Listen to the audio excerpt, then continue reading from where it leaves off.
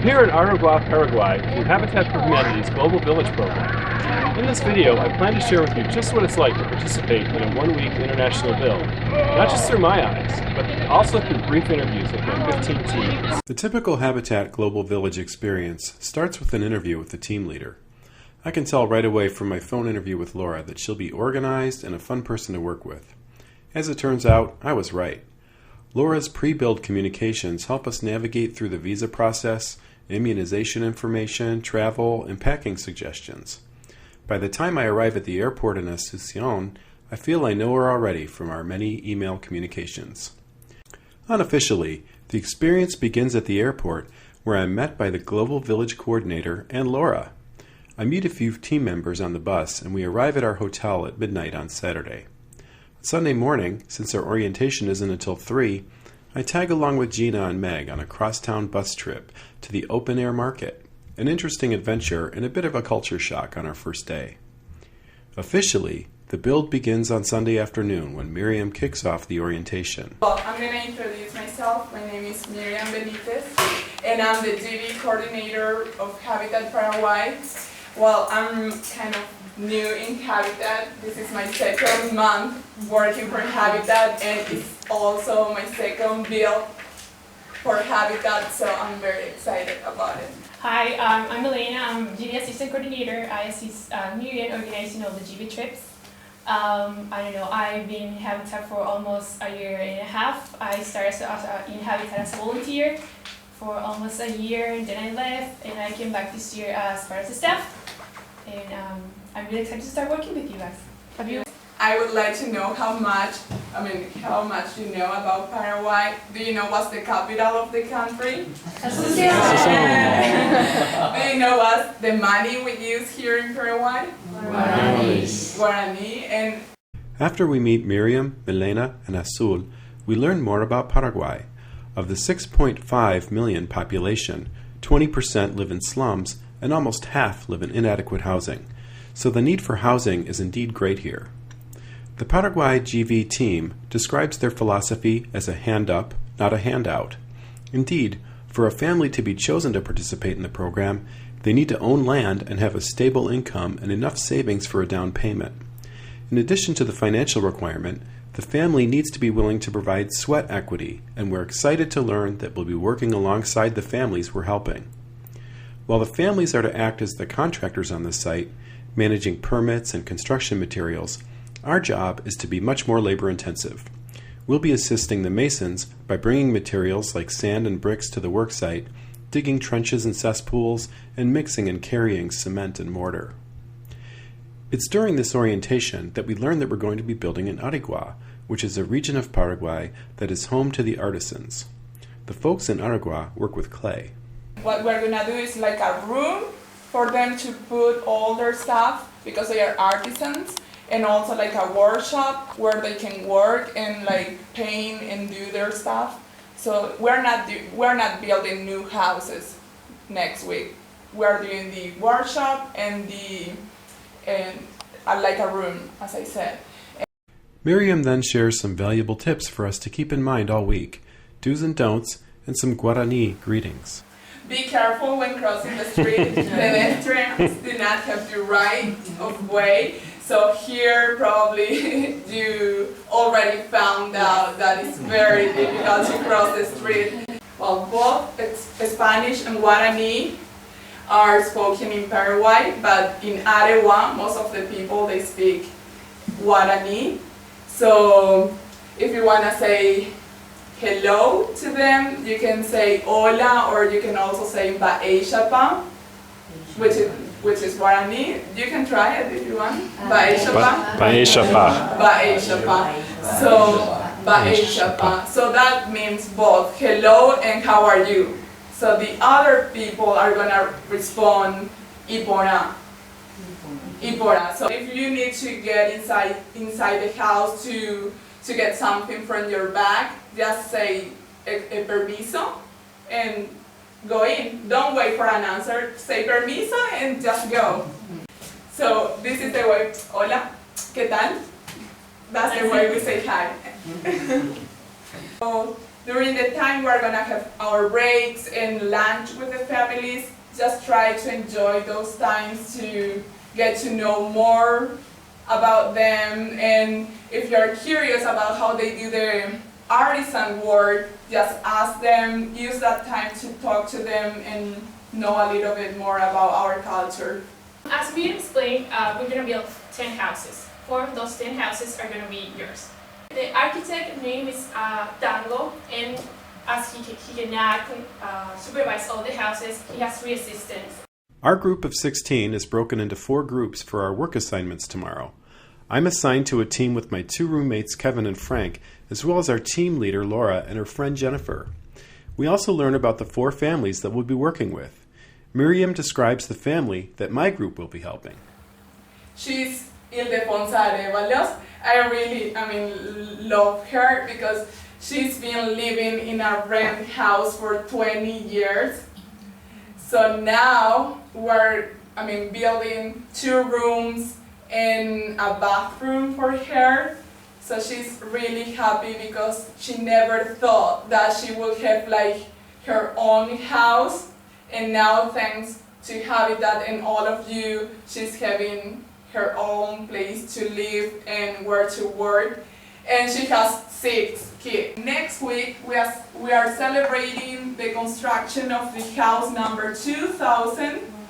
So for us, next week is very important because as Azucena already mentioned, at the beginning it was very hard for us to get donations. So to celebrate the house number 2000 is really a big thing, and we're very happy to have all of you to celebrate with us next week. At breakfast Monday morning, we're all excited and eager to start the work. We're all smiles as we board the bus for the trip to Aregua. Our first stop will be one of the work sites for a groundbreaking ceremony. Y realmente es un honor. Hace 3 años atrás, en el 2009, en junio, estábamos celebrando la casa número 1000. Y por la gracia de Dios, hoy, a 3 años, estamos celebrando nuestra casa 2000. And thanks to the Lord and to our work, now 3 years later we're celebrating the 2000th house. Y gracias a todos ustedes, en un año vamos a entregar la casa 3000. And thank you. Thanks to all of your work, in some years we'll be celebrating the 3000th house. Cuando yo hablo de Habitat me pierdo y me olvido del tiempo y quiero hablar y hablar y hablar. Porque nuevamente estamos ante un proyecto muy muy lindo. Acá en Paraguay hay muchas cosas lindas. Una de las cosas más lindas, estamos hoy aquí. Queremos iniciar y terminar en una semana 10 casas. Así que muchas gracias a todas las personas que vinieron acá, de lejos y de cerca, y acá nos unimos y somos una familia y vamos a ayudar a familias necesitadas acá en Aregua. Muchas, muchas gracias y así vamos a empezar. Thank you very much, everyone. En la casa de tu Padre, Señor Dios, que vives y reina contigo por los siglos de los siglos. Que esta agua bendita nos recuerde nuestro bautismo en Cristo, que murió por nosotros para redimirnos. Y todas las personas que reciban la aspersión de este agua. Otro. Bien, bien, muy bien.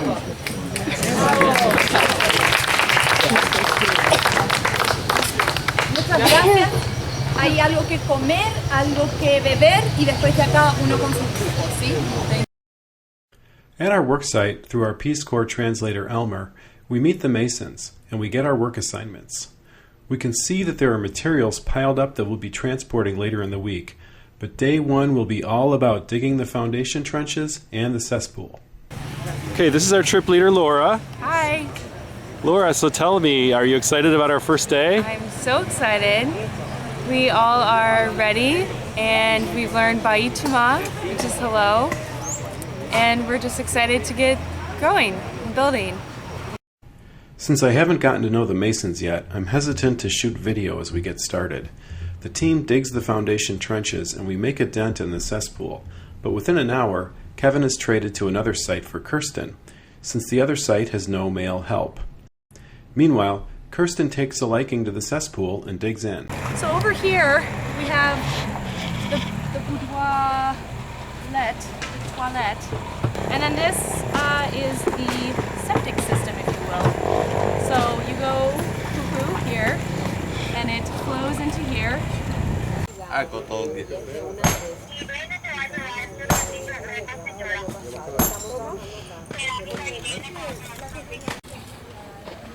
Así que... Que le acerque más.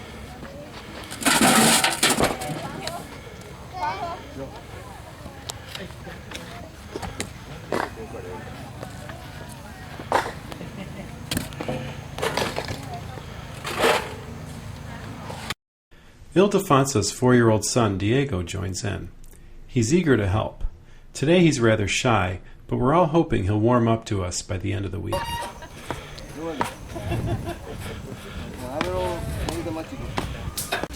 All right, this is, we're taking our first break.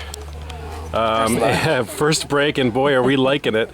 This is Elmer. He is our, I'm going to let Elmer tell you what his role is. Elmer?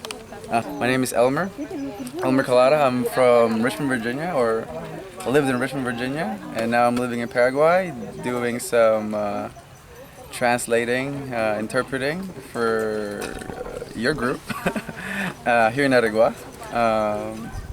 Basically, my job is to connect you guys, or to translate what you guys need and what the people here needs, so that connect you guys.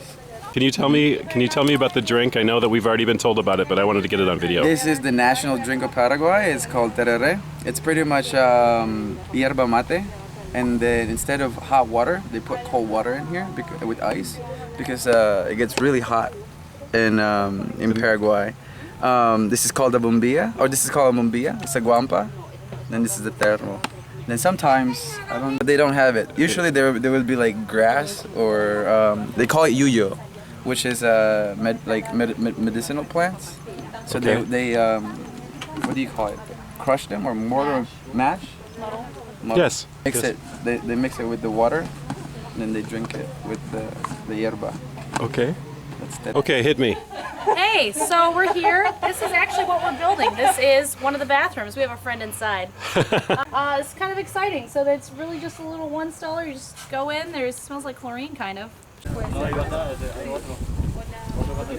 está recubierto con la servilleta, el pancito.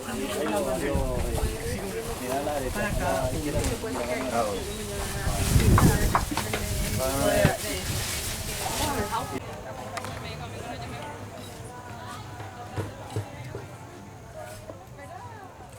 Next, the masons fill the foundation with mortar, and our job is to haul sand and dirt to the cement mixer, and mortar to the worksite.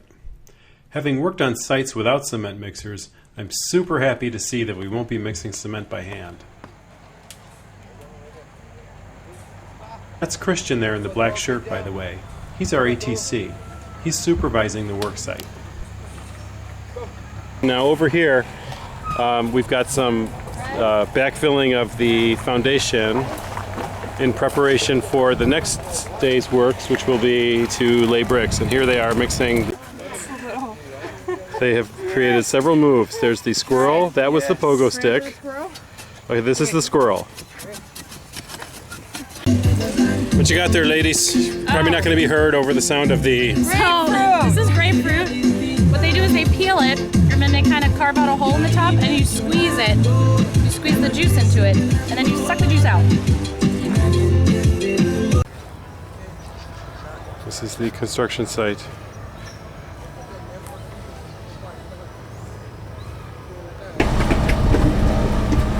Oh, I don't think I've ever been so dirty in my life. We dug a septic tank today. Well, it was a long day, but it's finally over. It's actually dark before our whole team gets back on the bus. That's Meg sitting in front of me, by the way. She was our top fundraiser, raising over $9,000. Between Meg and the rest of us, I think we